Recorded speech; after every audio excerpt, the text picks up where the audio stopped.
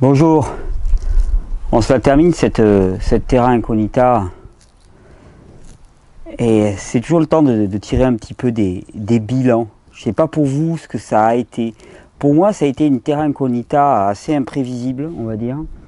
Je ne m'attendais pas à avoir excusez-moi, le soleil dans les yeux, mais c'est tellement agréable d'être au soleil comme ça. Je ne m'attendais pas à avoir à mener un tel combat contre finalement ce qu'on appelle la peur ou l'inquiétude. Hein, parce que là, ça a été 3 semaines un peu rock'n'roll, où j'étais un peu harcelé d'un peu partout.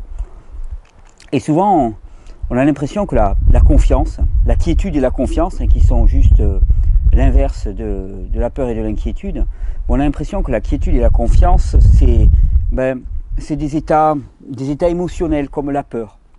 Alors je me suis rendu compte au cours de ces 3 semaines qu'en fait, la quiétude et la confiance, ce ne sont pas des états émotionnels, ce sont des choix. C'est-à-dire qu'il faut choisir délibérément de refuser la peur, de résister à la peur, de résister à l'inquiétude. C'est un petit peu comme le pardon. Longtemps, j'ai cru que le pardon, c'était une espèce de sentiment qu'on avait dans le cœur. C'est-à-dire qu'on pardonnait la personne quand, dans le cœur, on sentait du pardon pour la personne. Mais c'est faux. Non, non, le pardon, c'est un choix. Le pardon, c'est un choix. C'est dire délibérément, cette personne a une attitude vis-à-vis de moi qui était inacceptable, et pourtant, je choisis de pardonner. Et c'est à partir du moment où on pose cette intention du choisir de pardonner qu'à ce moment-là, bien le travail se fait dans notre cœur. Il y a Dieu qui nous travaille et qui fait en sorte que ça se met en place. Mais c'est un choix. Il ne faut pas attendre d'avoir pardonné la personne pour l'avoir pardonné quelque part, parce que sinon on se mord la queue. Mais avec l'inquiétude et la peur, je me suis rendu compte au travers de ces 3 semaines que c'est à peu près la même chose.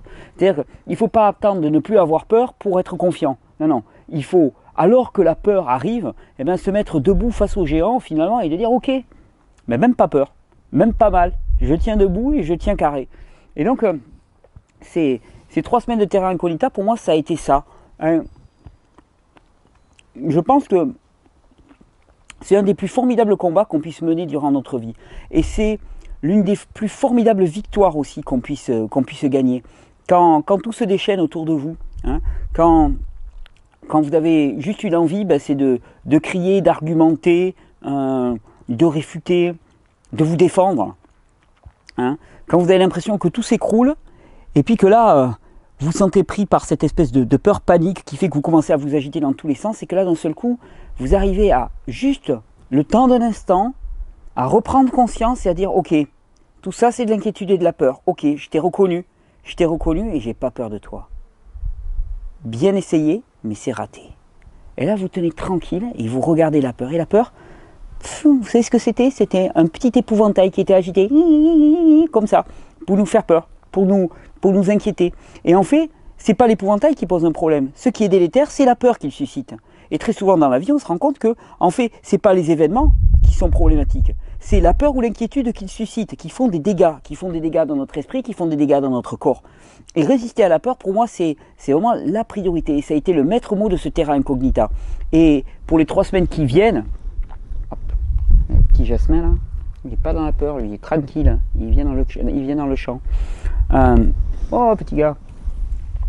Pour les 3 semaines qui viennent finalement, moi je vais me faire une petite pause pendant 3 semaines, un petit peu de vacances. Il y a tellement de choses aussi à mettre en place, ça sera très très bien. Mais pour les 3 semaines qui viennent, c'était vraiment ce que j'avais envie de partager avec vous.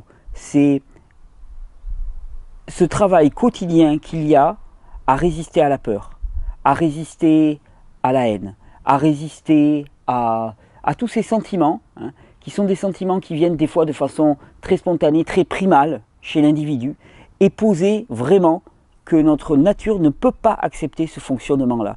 Et ce faisant, quand on le pose, on voit ensuite qu'une fois qu'on a pris la décision de ne pas fonctionner par la peur, eh bien, le travail après se fait en nous, c'est plus de notre ressort.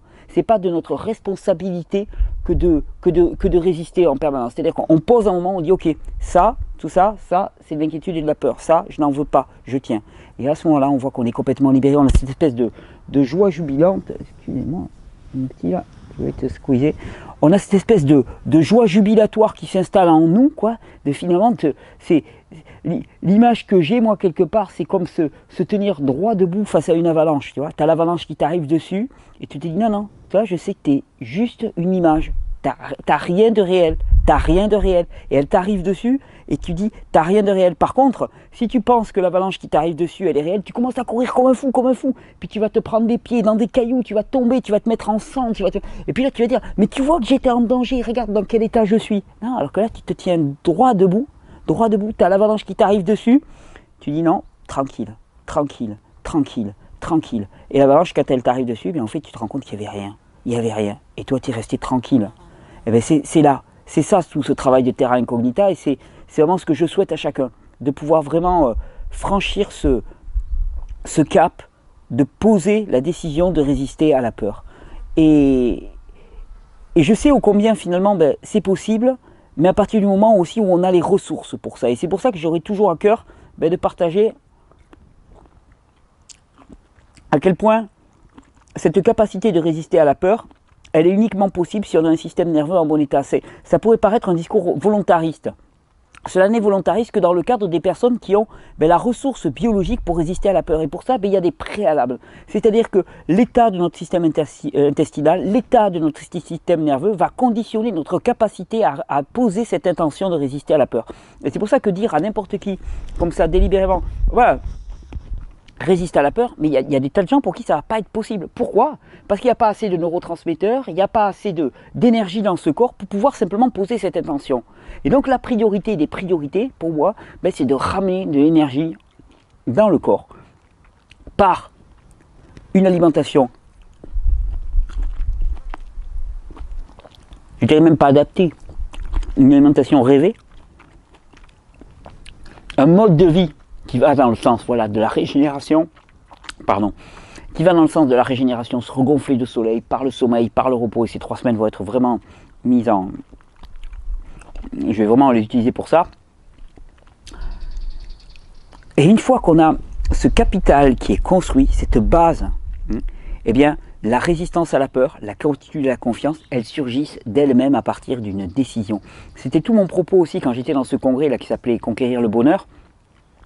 Et on parlait de conquérir.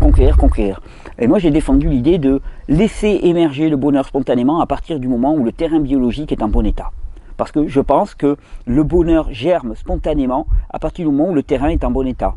C'est l'image que j'ai, c'est que au cours de nos journées, nous avons comme des petites gouttes qui tombent sur notre terrain, des petites gouttes de plaisir, de bonheur fugace et passager. Si le terrain est riche et fertile, ces petites gouttes, elles donnent naissance à de belles plantes qui assurent un bonheur relativement permanent.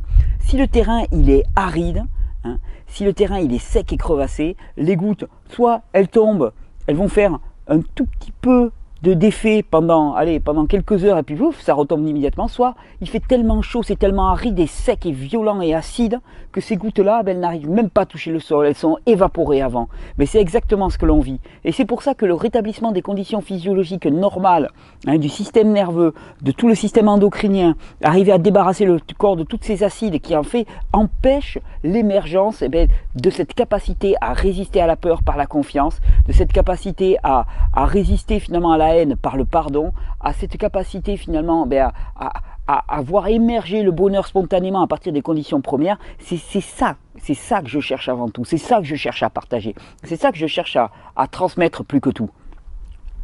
On se retrouvera en 2015 pour une toute nouvelle année d'aventure. On va fêter les 4 ans de ces vidéos. 4 ans, ça fait beaucoup de chemin.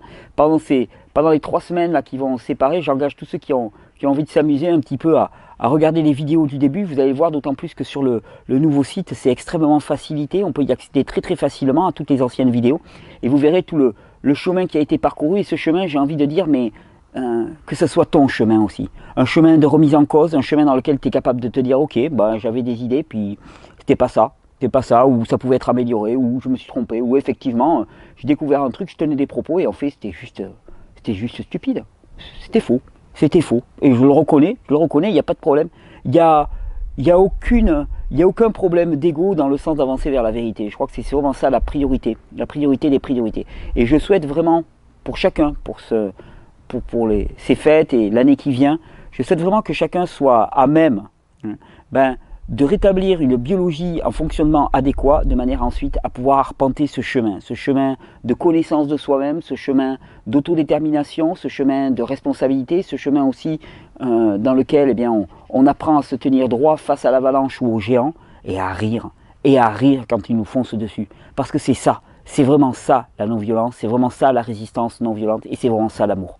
Je vous souhaite une très très belle journée, je vous souhaite une très belle fin de Terra Incognita. Je diffuserai une dernière petite vidéo demain, et puis après on se retrouvera sur le nouveau site. Bonne régénération à tous. Les mandarines, c'est le top. J'aurais pu vous faire une vidéo sur les mandarines, mine de rien. Fruits fantastiques de l'hiver. Moi, quand la mandarine revient, quoi, ça fait partie de mes fruits préférés, vraiment.